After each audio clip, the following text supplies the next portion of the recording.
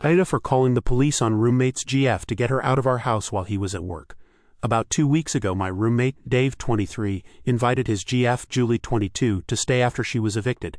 Dave asked me if she could stay with us till she found a place beforehand, and I agreed. We seemed to get along, and she really didn't bother me and seemed to stick to the house rules we had. So all was fine.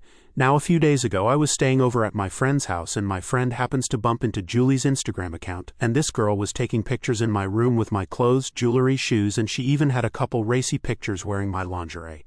Basically, she did several photo shoots in my room with my clothing and things. Of course, I lost it.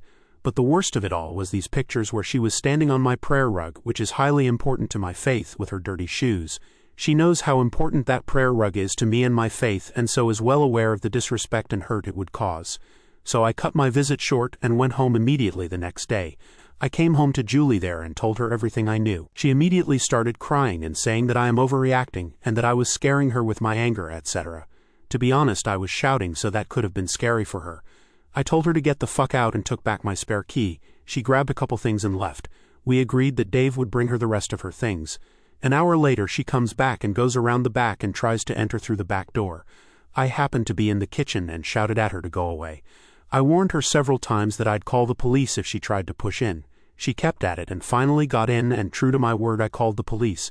The police arrived and asked her several times to just leave, but she kept arguing with them, and the officer got annoyed and arrested her. She spent the night at jail, and as she didn't have her phone on her, she left it in her car. She couldn't contact Dave. When Dave came home from work later that day, he greeted me like normal, and that was not what I expected, so I said, "Have you spoken to Julie?" And he goes, "No." So I told him everything, and this man started yelling at me, telling me I was an a-hole, and took things too far by calling the police. Now I feel like I didn't do anything wrong, but Dave's rant gave me pause. He felt like I should have let him deal with it or something. Did I handle this like an asshole? I don't feel like I did, but maybe my anger is blinding me to see things differently. Clarification. The officers initially asked her to just leave.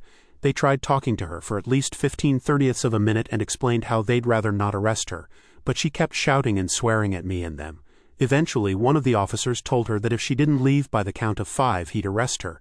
He then counted to 5. She didn't leave as was requested, and they arrested her. Some extra clarification. When we found her Insta page, it was like 3 a.m., and so obviously I couldn't really drive home that late and instead got back home at around 9 or 10 a.m. By that time, Dave was already at work, and honestly, I kinda had tunnel vision and he really didn't come into my mind. Also, Dave doesn't have or use Instagram, so I doubt he knew. This all happened in less than 5 days.